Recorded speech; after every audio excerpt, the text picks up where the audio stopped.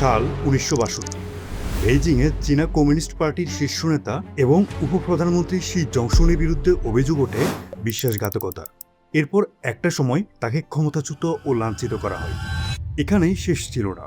তার 15 বছর বয়সী ছেলেকে শহরের এলিট স্কুল থেকে বের করে দেওয়া হয়, নির্বাসিত করা হয় এক পাহাড়ি দুর্গম গ্রামে। শুরু হয় সেই কিশোরের নির্বাসিত সংগ্রামের জীবন। বাবার বিরুদ্ধে ওঠা অভিযোগের শাস্তি বহন করে পাহাড়ের গুহায় মানবেতর জীবন কাটানো, কখনো খাল খননে শ্রমিকের কাজ, কখনো জমিতে চাষাবাদ করা, আর কখনো কয়লা খনিতে কাজ। 50 বছর পর সেই নির্বাসিত ছেলেটি হয়ে ওঠে চীনা কমিউনিস্ট পার্টির শীর্ষ নেতা। যার কথা বলছি সে আর কেউ নয়, চীনের প্রেসিডেন্ট শি জিনপিং, বর্তমান বিশ্বের সবচেয়ে ক্ষমতাধর ব্যক্তিদের একজন। কিন্তু যেই কমিউনিস্ট পার্টি তার বাবাকে বহিষ্কার করেছিল, তার পরিবার ভেঙে দিয়েছিল, তাকে করেছিল নির্বাসিত, সেই কমিউনিস্ট পার্টিতেই শি জিনপিং কিভাবে শীর্ষ নেতা হয়ে উঠল, কিভাবে নির্বাসিত এক কিশোর দেশের পুরো নিয়ন্ত্রণ নিয়ে নিল। শি জিনপিংকে ধরা হয় মাও সেতুংয়ের পর চীনের সবচেয়ে ক্ষমতাধর প্রেসিডেন্ট। দেশটিতে 2বারের বেশি প্রেসিডেন্ট হওয়ার নিয়ম নেই, কিন্তু সেই নিয়ম তোয়াক্কা না করেই শি জিনপিং তৃতীয়বারের মতো ক্ষমতায়। সবকিছু ঠিকঠাক থাকলে সে হতে যাচ্ছে চীনের আজীবন প্রেসিডেন্ট। কিন্তু কিভাবে শি জিনপিং সব নিয়মকে বৃদ্ধাঙ্গুলি দেখিয়ে নিজেকে গড়ে তুলেছেন চীনের অপ্রতিরোধ নেতা হিসেবে? এটা কোনো আইডিওলজির প্রচার নয়, এটা এক নির্বাসিত কিশোর শি জিনপিং এর উত্থানের গল্প। সে কিভাবে দুর্ভিক্ষ পীড়িত দুর্নীতিগ্রস্ত চীনকে বিশ্ব পরাশক্তিতে পরিণত করেছে সেই গল্প।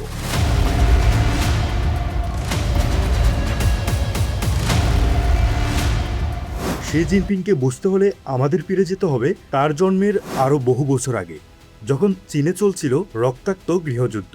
চরমপন্থী কমিউনিস্ট বিপ্লবীরা চীনের বড় অংশ দখল করে নিয়েছিল। তাদের সেনাবাহিনীর নাম ছিল রেড আর্মি। তারা লড়াই করছিল তখনকার সরকার ন্যাশনালিস্ট পার্টির বিরুদ্ধে। এই কমিউনিস্ট বিপ্লবীরা তাদের দখলকৃত এলাকাগুলোতে বেশ কয়েকটি সোভিয়েত প্রতিষ্ঠা করে শাসন করতে থাকে। এর মধ্যে বৃহত্তর জিয়াংশি সোভিয়েতের শাসক ছিল মাও সেতুং। কিন্তু রাষ্ট্রের মধ্যে রাষ্ট্র কে মেনে নিবে? তাই দেশটির ন্যাশনালিস্ট সরকার এবং কমিউনিস্টদের মধ্যে চলছিল ভয়াবহ গৃহযুদ্ধ। এক পর্যায়ে কমিউনিস্টরা খুব খারাপ অবস্থায় চলে আসে। তাদের বড় অংশ আটকে পড়েছিল মাও সেতুং শাসিত সোভিয়েতে। চারদিক থেকে ন্যাশনালিস্ট সেনারা ঘিরে রেখেছিল, খাবারও প্রায় শেষ। শেষ পর্যন্ত রেড আর্মি সিদ্ধান্ত নিল যেভাবেই হোক তারা এই অবরোধ ভেঙে বের হবে। 1934 সালের 16 অক্টোবর 86,000 কমিউনিস্ট বিপ্লবী ন্যাশনালিস্ট আর্মির দুর্বল জায়গায় আঘাত করে জিয়াংশি সোভিয়েত থেকে পালিয়ে যায়। শুরু হয় ঐতিহাসিক লং মার্চ।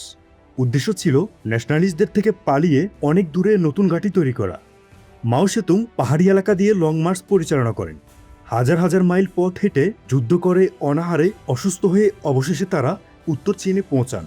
ততদিনে এই দলটিতে 86,000 বিপ্লবীর মধ্যে মাত্র 8,000 বিপ্লবী বেঁচে ছিল। উত্তর চীনের ইয়ানান সোভিয়েতের এক কমিউনিস্ট বিপ্লবী নেতা তাদেরকে আশ্রয় দিয়েছিল। সেই বিপ্লবী নেতা ছিল শি জংশন, আমাদের আজকের গল্পের হিরো শি জিনপিং এর বাবা।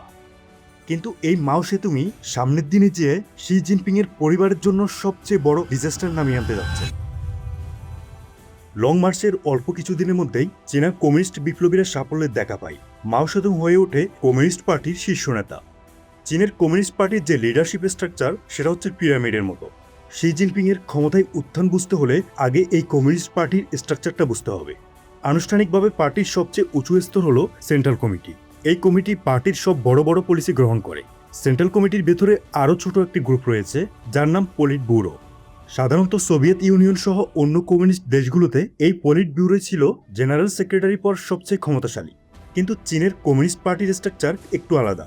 এখানে আরও ছোট একটা অতি ক্ষমতাশালী গ্রুপ রয়েছে যাদের কথাই পার্টির শেষ কথা। এরা চীনের সবচেয়ে প্রভাবশালী ব্যক্তি। এদের বলা হয় পলিট ব্যুরো স্ট্যান্ডিং কমিটি।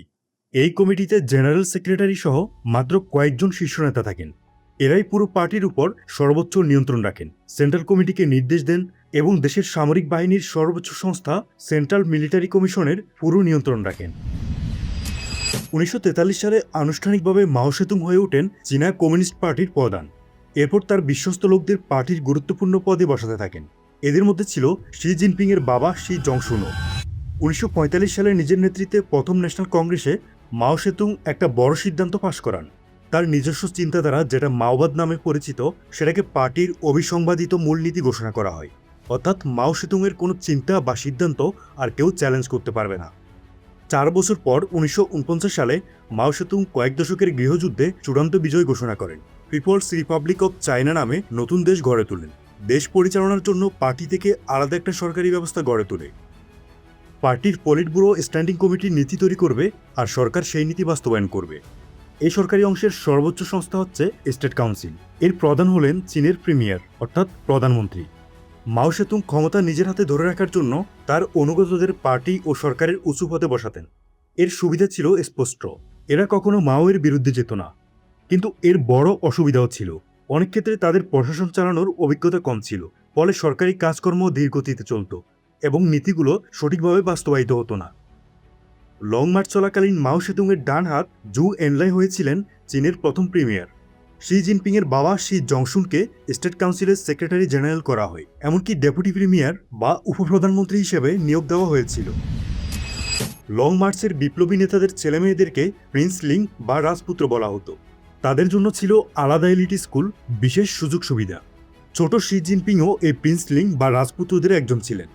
কিন্তু সবকিছু বদলে যায় একটি ছোট্ট ঘটনায়। মাও সেতুংয়ের এক আদেশেই শি জিনপিং হয়ে যায় রাজপুত্র থেকে এক নির্বাসিত কিশোর শ্রমিক। মাও সেতুং মূলত চীনকে খুব দ্রুত শক্তিশালী রাষ্ট্র বানাতে চেয়েছিল, কিন্তু তার বড় দুটি নীতি, গ্রেট লিপ ফরওয়ার্ড ও সাংস্কৃতিক বিপ্লব, চীনকে ভয়াবহ দুর্ভিক্ষ, বিশৃঙ্খলা ও নির্যাতনের দিকে ঠেলে দেয়। গ্রেট লিপ ফরওয়ার্ডের সময় ব্যক্তিগত চাষাবাদ বন্ধ করে কৃষকদের জোরপূর্বক সমন্বিত খামারে কাজ করতে বাধ্য করা হয়। একই সঙ্গে ভুল বৈজ্ঞানিক ব্যাখ্যা ও অবাস্তব শিল্প পরিকল্পনার কারণে 1959 থেকে 61 সাল পর্যন্ত ভয়াবহ দুর্ভিক্ষ দেখা দেয়, যেখানে প্রায় 3-4 কোটি মানুষ মারা যায়। পরে 1966 সালে সাংস্কৃতিক বিপ্লব শুরু করে মাও সেতুং নিজের ক্ষমতা আরও শক্ত করতে চেয়েছিলেন। এই সময় লাখ লাখ মানুষ নির্যাতিত হয়, অসংখ্য পরিবার ধ্বংস হয়ে যায় এবং চীনের দীর্ঘ অস্থিরতা তৈরি হয়। মাও চেয়েছিলেন তার মতাদর্শকে চীনের স্থায়ী আদর্শ হিসেবে প্রতিষ্ঠা করতে, ইতিহাসে অমর নেতা হয়ে থাকতে। যারা মাওয়ের চিন্তাধারা মেনে চলত না তাদের প্রকাশ্যে অপমান করা হতো, সম্পত্তি কেড়ে নেওয়া হতো, সমাজ থেকে বিচ্ছিন্ন করে দেওয়া হতো, এমনকি হত্যাও করা হতো। মাওয়ের সবচেয়ে কাছের লোকেরাও এই নির্যাতন থেকে রেহাই পাননি। পলিট ব্যুরোর স্ট্যান্ডিং কমিটির সদস্য, এমনকি লং মার্চের বিপ্লবী নেতাদেরকেও পদ থেকে সরিয়ে দেওয়া হয়। প্রেসিডেন্ট লিউ শাওপিকে দেশদ্রোহী ও ক্যাপিটালিস্ট রোডার বলে অভিযুক্ত করা হয়। তাকে নির্মমভাবে নির্যাতন করে কারাগারে বন্দী করা হয়, এমনকি তিনি কারাগারেই মারা যান। শি জিনপিংয়ের বাবা শি জংশুনও এই নির্যাতন থেকে রেহাই পাননি। 1962 সালে তার বিরুদ্ধে প্রথম বিশ্বাসঘাতকতা ও অ্যান্টি পার্টি লীগ গঠনের অভিযোগ তোলা হয়। পরে সাংস্কৃতিক বিপ্লবের সময় এই অভিযোগ আরও তীব্র হয়। রেড গার্ডরা তাকে প্রকাশ্যে ধরে নিয়ে লাঞ্ছিত করে, তাকে প্রতিবিপ্লবী বলে চিহ্নিত করা হয়। এরপর তিনি প্রায় 8 বছর বেইজিংয়ের কারাগারে বন্দী ছিলেন। বাবাকে সরিয়ে দেওয়ার পর মাত্র 15 বছরের কিশোর শি জিনপিংকেও তার অভিজাত স্কুল থেকে বের করে দেওয়া হয়। নির্বাসনে পাঠিয়ে দেওয়া হয় দূরের পাহাড়ি গ্রাম লিয়াংজিয়াতে। সেখানে তাকে গুহায় থাকতে হয়েছিল। দিনের পর দিন অত্যন্ত কঠিন শারীরিক শ্রম করতে হয়েছিল, ঠিকমতো খাবারও পায়নি সে। এই সমস্ত ধ্বংসযজ্ঞের জন্য পুরোপুরি দায়ী ছিলেন বিপ্লবী নেতা মাও সেতুং নিজেই। কিন্তু আশ্চর্যের বিষয় হচ্ছে, বড় হওয়ার পর এই শি জিনপিংই মাও সেতুংকে অনুকরণ করতে থাকে। কিন্তু কেন? তরুণ শি জিনপিং নির্বাসনে থাকাকালীন যা ঘটেছিল সেটা ছিল ধৈর্য ও কৌশলের এক অসাধারণ উদাহরণ। সেই বুঝতে পেরেছিল চীনে আসল ক্ষমতা বিদ্রোহ থেকে আসে না, ক্ষমতা আসে কমিউনিস্ট পার্টির ভেতর থেকে। তাই উপরে উঠতে হলে তাকে পার্টির ভেতরে ঢুকতে হবে। তিনি বারবার পার্টিতে যোগ দেওয়ার আবেদন করেন, কিন্তু বারবারই তাকে রিজেক্ট করা হয়। প্রতিবারই একই উত্তর, তোমার বাবার অপরাধের কারণে তোমাকে বিশ্বাস করা যায় না। অনেকেই এখানে হাল ছেড়ে দিত, কিন্তু শি জিনপিং অন্য কিছু দেখতে পেয়েছিলেন।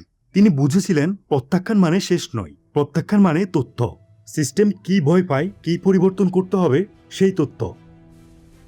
সেই তথ্য নিয়ে তিনি ধীরে ধীরে নিজের ভাগ্য বদলাতে শুরু করেন।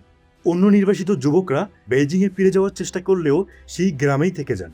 গ্রামের মানুষ যখন দেখছিল একজন নির্বাসিত রাজপুত্র তাদের সাথে ক্ষুধা, ক্লান্তি ও অপমান ভাগ করে নিচ্ছে, তখন গ্রামবাসীরা তাকে কমিউনিস্ট পার্টির জন্য সমর্থন দিল।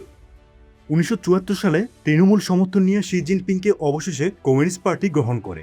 পার্টির সদস্যপদ পাওয়ার পর শি জিনপিংয়ের প্রথম পদক্ষেপই দেখিয়ে দেয় তিনি কতটা অসাধারণ কৌশলী মানুষ।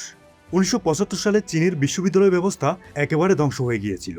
যে কয়েকটা বিশ্ববিদ্যালয় চালু ছিল সেখানে ভর্তি হওয়া পুরোপুরি রাজনৈতিক যোগাযোগ ও পার্টির অনুমতির উপর নির্ভর করত। সেই তার নতুন পার্টি সদস্যপদ কাজে লাগিয়ে সিংহুয়া বিশ্ববিদ্যালয়ে ভর্তি হন।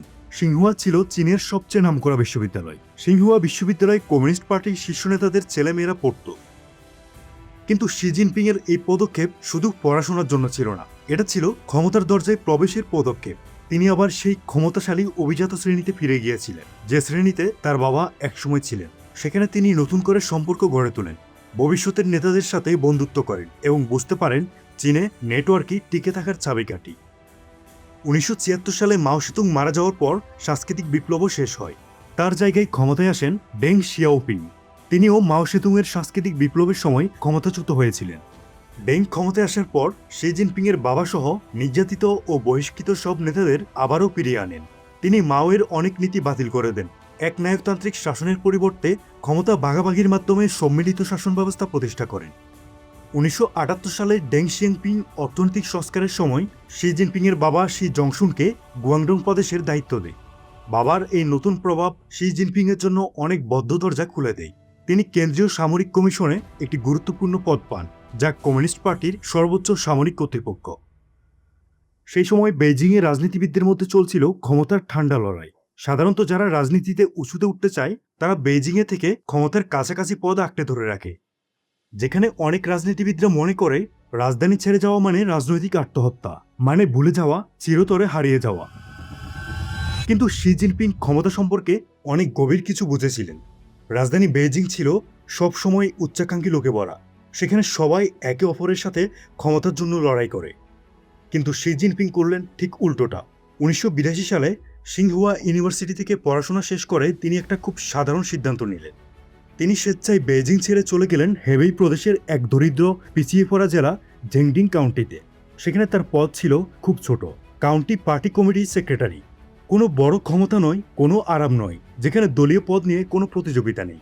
শুধু গ্রামের মানুষের সাথে কাজ করা, সেচের খাল ঠিক করা, খাদ্য সংকট মেটানো, কৃষকদের অভিযোগ শোনা, এসব নোংরা, কষ্টের, আকর্ষণহীন কাজ। অন্যরা যেখানে বেজিংয়ে বসে ক্ষমতার সিঁড়ি বেয়ে উঠতে চাইতো, সেখানে শি জিনপিং আবার নিচে নেমে গেলেন। তিনি বুঝেছিলেন যদি দেশ চালাতে হয় তাহলে দেশের সাধারণ মানুষকে চিনতে হবে। এই সিদ্ধান্তই তাকে পরবর্তীকালে আলাদা করে দিয়েছিল। অন্য নেতারা যেখানে শহরগুলোতে বক্তৃতা দিয়ে আর পদের জন্য পরিচিত হন, শি জিনপিং সেখানে নিজেকে প্রমাণ করলেন প্রকৃত নেতা হিসেবে, যিনি মানুষের দুঃখ বোঝেন। রাজধানীর নোংরা রাজনীতি থেকে দূরে থেকে তিনি তার প্রতিদ্বন্দ্বীদের জন্য কোনো প্রকার হুমকি সৃষ্টি করেননি। কেউ তাকে নিয়ে চিন্তা করেনি। তিনি ধীরে ধীরে সকলের অগোচরে এবং নিরাপদে নিজের অবস্থান শক্তিশালী করে তুলেছিলেন। যা দেখতে নির্বাসন মনে হচ্ছিল, আসলে সেটা ছিল ধৈর্য ও দক্ষ শাসনের এক অসাধারণ কৌশল। এভাবেই শি জিনপিং একটা নতুন রাজনৈতিক পথ তৈরি করলেন, নিচ থেকে ধাপে ধাপে উপরে উঠে আসার পথ। তারপর শুরু হয়েছিল শি জিনপিং এর উত্থানের আরেকটি গুরুত্বপূর্ণ অধ্যায়। তিনি প্রথমে ফুজিয়ান প্রদেশে যান। এই প্রদেশে সেনাবাহিনীর প্রভাব ছিল খুব শক্তিশালী। সেখানে তিনি পার্টি সেক্রেটারি হিসেবে দায়িত্ব নেন এবং পরে প্রদেশের গভর্নরও হন। এ সময় শি জিনপিং সেনাবাহিনীর উঁচু কর্মকর্তাদের সাথে গভীর সম্পর্ক গড়ে তোলেন। এরপর তিনি চলে যান জোজিয়াং প্রদেশে। সেখানেও তিনি পার্টি সেক্রেটারি হন এবং শক্ত সমর্থন তৈরি করেন। ঘুরে ঘুরে বিভিন্ন প্রদেশে কাজ করা শুধু তাকে প্রতিযোগিতাহীন জায়গায় সুবিধা দেয়নি, বরং তাকে একজন বিনয়ী, পরিশ্রমী ও মাটির কাছাকাছি নেতা হিসেবে সুনাম এনে দিয়েছিল। এ সময় তিনি বিভিন্ন প্রদেশে অনেক বিশ্বস্ত সমর্থক তৈরি করেন, যারা পরবর্তীকালে তার জন্য অত্যন্ত গুরুত্বপূর্ণ হয়ে ওঠে। তার শেষ এবং সবচেয়ে সংক্ষিপ্ত মিশন ছিল সাংহাই। 2007 সালে সেখানে একটি বড় দুর্নীতি কেলেঙ্কারির পর তিনি সাময়িকভাবে শীর্ষ পদে উঠে আসেন। মাত্র কয়েক মাসের মধ্যে তিনি শহরের ভাবমূর্তি ফিরিয়ে আনেন এবং সতর্ক, নিয়মানুবর্তী ও দুর্নীতিমুক্ত নেতা হিসেবে পরিচিতি লাভ করেন। মাত্র 7 মাস পর তিনি বেইজিংয়ে ফিরে আসেন এবং সর্বোচ্চ ক্ষমতাশালী পলিট ব্যুরো স্ট্যান্ডিং কমিটির সদস্য হয়ে যান। শি জিনপিং হয়ে যান চীনের সবচেয়ে ক্ষমতাধর ব্যক্তিদের একজন। মূলত কমিউনিস্ট পার্টি যখন একজন শীর্ষ নেতা খুঁজছিলেন, তখন তাদের রিকোয়ারমেন্ট ছিল একজন প্রিন্সলিং বা রাজপুত্র হতে হবে এবং উচ্চাকাঙ্ক্ষী হতে পারবে না। আর শি জিনপিং ছিলেন এমনই একজন রাজপুত্র যে ইতিমধ্যে বিনয়ী, উচ্চাকাঙ্ক্ষী নয় এমন নেতা হিসেবে পরিচিতি পান। তাই শীর্ষ কমিটি শি জিনপিংকে নিরাপদ মনে করছিলেন। 2007 সালের পার্টি কংগ্রেসে তিনি চীনের 9 জন সবচেয়ে ক্ষমতাশালী ব্যক্তির একজন হয়ে ওঠেন। 2012 সালে জেনারেল সেক্রেটারি পদ খালি হলে শি জিনপিং চীনা কমিউনিস্ট পার্টির সর্বোচ্চ নেতা হয়ে যান।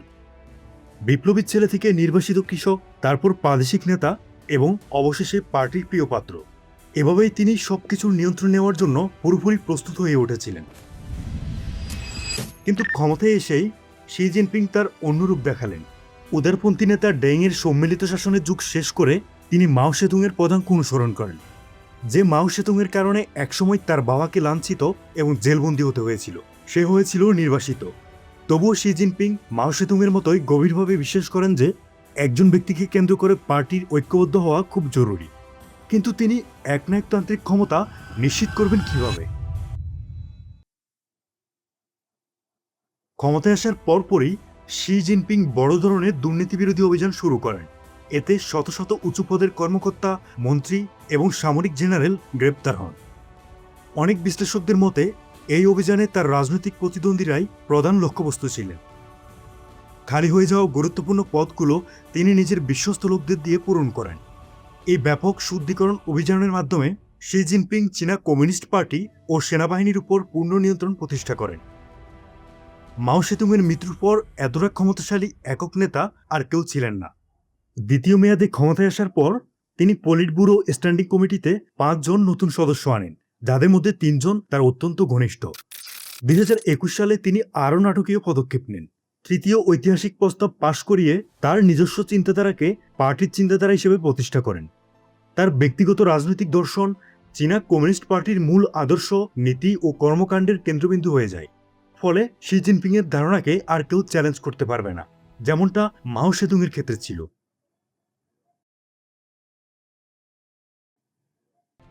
শি জিনপিংয়ের নেতৃত্বে চীন আজ বিশ্ব পরাশক্তিতে পরিণত হয়েছে। তার ক্ষমতায় আসার পর প্রথম দশকেই চীনের অর্থনীতি দ্বিগুণেরও বেশি বড় হয়। কোটি কোটি মানুষের জীবনমান উন্নত হয়। প্রযুক্তি, শিল্প ও অবকাঠামো খাতে দেশটি বিশাল অগ্রগতি অর্জন করে।